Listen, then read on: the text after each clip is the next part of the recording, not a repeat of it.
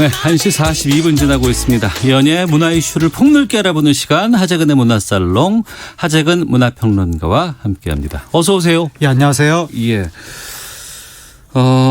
논란 하나 좀 짚고 가겠습니다.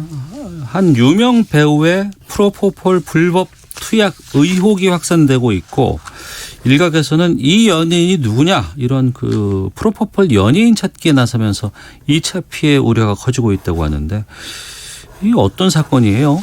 예, 어떤 유명 배우가 예. 동생 이름으로 프로포폴을 상습 투약 받았다라고 네. 하는, 그래서 경찰이 지금 수사 중이다 이런 보도가 나와가지고 네. 이제 두 매체에서 시차를 두고 보도했는데 네. 뭐 유명 배우 A 씨 뭐 이런 식으로 보도가 나오면서 친동생도 배우다 또는 배우 출신이다 네. 이런 식으로 보도가 나와가지고 논란이 커진 거죠. 예. 이 프로포폴 의혹은 최근에 그 재벌 쪽에서 상당히 좀 많이 연루가 됐었잖아요. 네, 그랬는데 그렇죠. 이제 얘기를 해도 되나요? 어쨌든 유명한 재벌에서 얘기가 나왔다가 뉴스타파에서 지금 이재용 그 부회장에 예. 대한 보도가 나오기도 했고요. 예. 그랬다가 요 사건도 이 유명 배우하고 그 한 재벌 2세가 네. 그 연계가 돼 있다. 함께 다 연루된 사건이다. 그렇게 이야기가 나오고 뿐만 아니라 모 연예기획사 대표, 뭐 유명 패션 디자이너 등등등 여러 이름들이 동시에 거론되고 있고 경찰이 수사하고 있다. 네. 그렇게 보도가 나와서 그 내용들이 다 사실이라면 이게 수사 결과가 발표될 쯤에 상당히 큰 사회적 파장이 있을 것 같습니다. 정확한 취재를 바탕으로 해서 보도가 나간 거면 상관이 없겠는데 네. 그러면 거기서 이제 하나씩 진행을 하면 되는 거지만 예. 그렇지 않고 그냥 뭐 누구 모씨 뭐 이런 식으로 예. 그냥 뭉뚱그려서 얘기를 하게 되니까 예. 여기에 대해서 2차 피해가 좀 우려되는 상황이라고요. 왜냐하면 이제 영화 배우 또는 A 씨 이런 네. 식으로 보도가 되니까 바로 나오는 게 누구냐죠. 근데 대중이 누구냐에서 그치는 게 아니라 네. 나름대로의 추측을 하는데 인터넷에서 추측을 이게 단순한 추측이 아니라 거의 확정하다시피 단언하다시피 누구일 것이다. 누구다. 막 이런 식으로 이야기가 나오니까 예. 이러면 결국 이제 2차 피해가 생기는 거죠. 예. 아무래도 이제 연예인이라는 직업의 특성상 그런 네. 거에 뭐 추측이더라도 회자가 되거나 이러면 상당히 좀 부담이 많이 되겠어요. 그렇죠. 일단 이름이 회자가 되면 이미지가 각인이 되는 것이고 나중에 수사 결과가 다른 이름으로 밝혀진다고 하더라도 이름이 언급됐던 사람에 대한 부정적인 이미지는 뇌리에 계속 남는 거죠.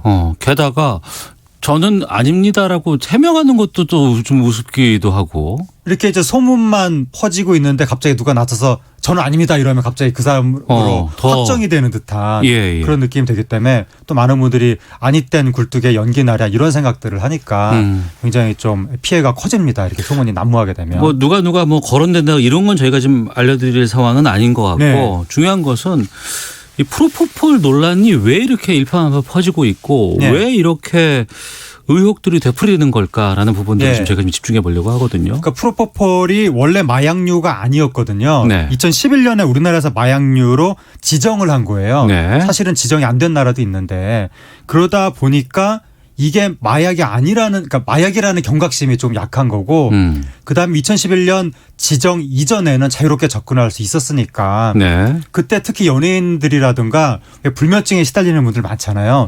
그런 분들한테 그냥 수면제로 알려졌던 거거든요. 네. 그래서 우유 주사라고 표현하는 막 그렇게 주사를 자유롭게 놔주는 분들도 있었고 네. 그래서 이게 이건 난 수면제인데 이게 마약이야 이렇게 생각하는 분들도 있고 그다음에 그 성형외과 같은데 시술을 많이 받잖아요. 연예계 같은 경우에는 예. 시술 받을 때 이러한 약품을 많이 쓰기 때문에 그때 이게 익숙해져 가지고 마취제로 쓰인다거나 뭐 예. 이런 걸로. 예. 저도 프로포폴 주사를 맞았는지 애매한데 그 내시경 검사할 때 건강검진 받을 때 수면 마취 받았거든요.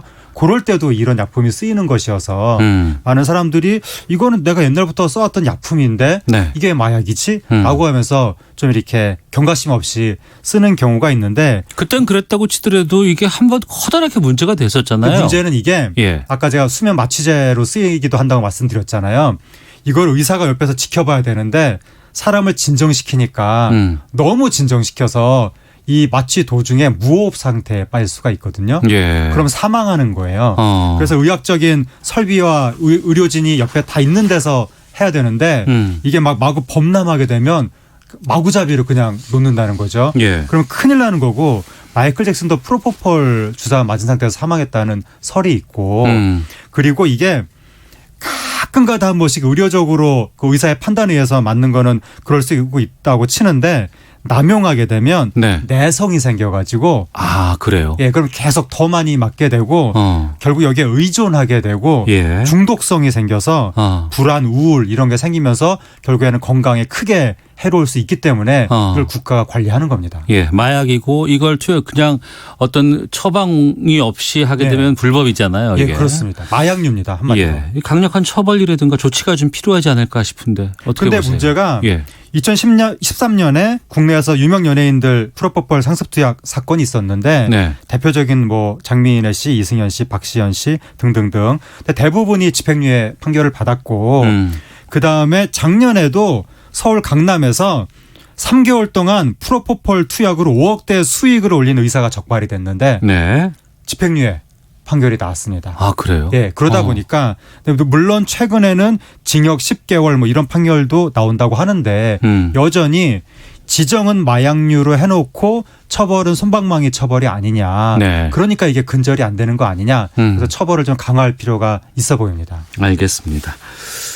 하나 더 보죠. 영화 기생충 미국 아카데미 4관왕 달성한 이후에 여러 가지 분야로 이 파장 영향력이 좀 퍼지고 있다고 들었습니다. 네. 미국 대선 판도에도 기생충이 영향을 미친다는 건 무슨 말이에요? 네, 이번 아카데미 영화제가 제가 저번에도 말씀드렸는데 예. 봉준호냐 트럼프냐 그 대결 구도의 측면이 있었다고. 예. 그러니까 트럼프 대통령이 너무 이게 대외의 그 배타적인 좀 차별적인 발언을 많이 하니까 거기에 반발하는 헐리우드 영화인들이 기생충으로 이제 표를 몰아줬다.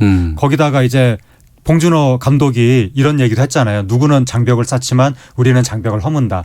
장벽을 쌓는 게 트럼프 대통령이잖아요. 네. 그런 식으로 딱 구도가 되다 보니까 기생충이 미국에서 크게 주목받으면서 자연스럽게 트럼프 대통령에 대한 비판으로 옮겨가고 있다. 그리고 이 기생충이라는 영화가 주로 다룬 이야기가 이제 양극화의 문제 네. 이건데 바로 트럼프 대통령 같은 그 공화당 계열에서 항상 주장하는 게 자유시장 경제, 네. 감세 이런 걸 주장하는데 이런 걸 주장하게 되면 이런 쪽으로 가게 되면 양극화가 심화되거든요. 그래서 민주당 쪽에서는 항상 이런 정책에 이제 비판을 가하면서 중산층을 강화해야 된다. 양극화를 시정해야 된다.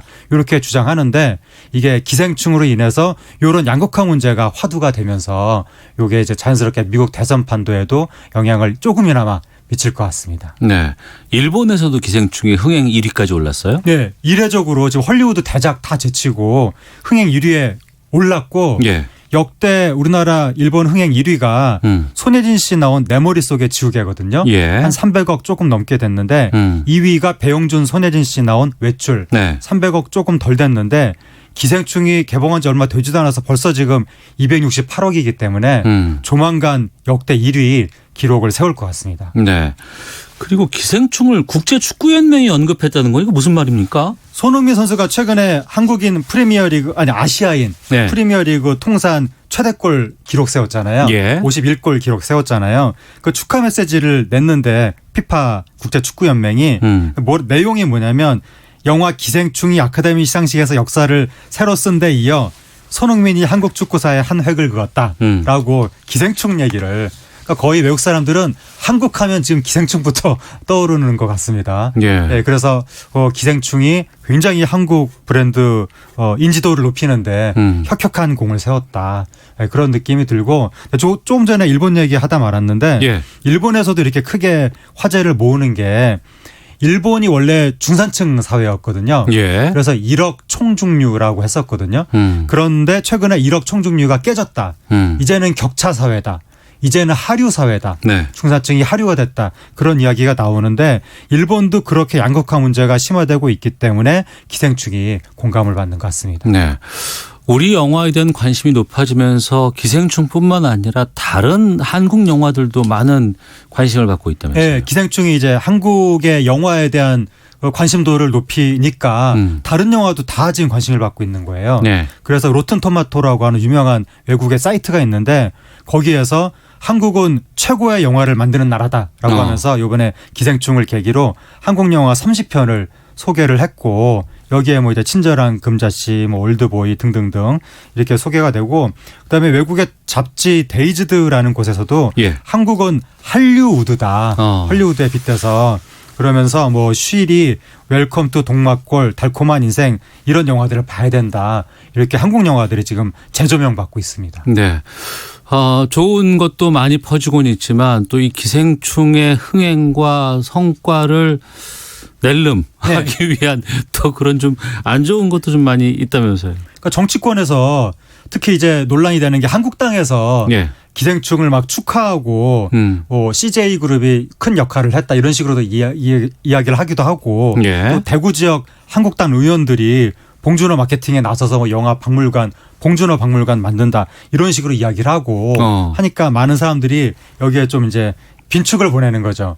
왜냐하면 한국당 그 새누리당 정권 시절에 네. 바로 봉준호, 기생충의 송강호 씨 다 블랙리스트에 올라가지고 고초를 겪었던 네. 그리고 여기에 투자한 CJ그룹 이미경 부회장도 거의 뭐 망명 비슷하게 그 저기 광해 변호인에 투자한 죄로 예. 그래서 기생충의 주요 인물들이 새누리당 정권 시절에 다 고초를 겪었는데 예. 거기에 대해서 사과도 안 하고 반성도 없이 어떻게 또 숟가락을 얹으려고 하느냐라고 하면서 또다시 빈축을 사고 있는 거죠. 예.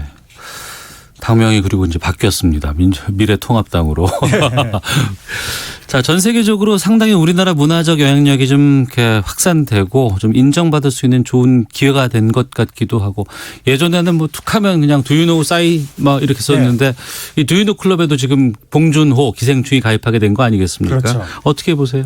그렇죠. 이게 봉준호 감독이랑 기생충 덕분에 네. 우리 한국의 문화가 세계적으로 굉장히 크게 알려지게 됐고 그래서 지금 한국의 소프트 파워를 재조명하고 있거든요. 네. 해외 매체들이 블룸버그가 지금 한국이 아시아 시장을 휩쓰는 그리고 세계 최고 인기 아이돌 방탄소년단까지 배출하는 등 네. 엄청난 소프트 파워를 과시하고 있다. 그런 식으로 이야기를 했고 BBC도 이번에 아카데미가 한국이 문화적 강국이라는 것을 인증해 준 사건이다. 이제 세계 관객들이 한국에 대단한 문화적 재능이 있다는 것을 알게 됐다. 네. 그런 식의 말을 했으니까 정말 우리 한국을 알리는데 혁혁한 공을 세우고 있는 것 같습니다. 네. 그러고 보니까 뭐 지금 뭐 BTS 아니면은 뭐 다른 다양한 뭐 스포츠라든가 뭐 예술, 문화계, 영화계 네. 우리 역량이 좀 상당히 많이 올라갔다는 좀 자부심이 들어요. 예, 지금 방탄소년단 봉준호 감독, 손흥민 선수 이렇게 막 여러 그렇고. 분야에서 지금 해외 매체에서도 한국의 영웅이라고 이 사람들을 꼽고 있는데 네. 그러다 보니까 해외에서 한국을 보는 시각 자체가 완전히 달라지고 있고 한국이 어디 있는지도 몰랐던 서양 사람들이 많거든요. 예. 근데 이제는 한국이 어디 있는지 알고 한국이 문화적으로 굉장히 발전된 나라다 이런 생각이 생기면서 과거에 우리나라 가수들이 미국 토크쇼에 출연하려면 굉장히 어려웠거든요. 그랬죠. 한번 출연하면 우리가 큰 뉴스였거든요. 요즘은 미국 토크쇼에 우리나라 가수가 출연해도 우리나라에서 뉴스가 별로 안 될 정도로 지금 광범위하게 미국 주류 사회에 소개되고 있습니다. 알겠습니다. 하재근의 문화살롱 하재근 문화평론가와 함께했습니다. 고맙습니다. 감사합니다. 예.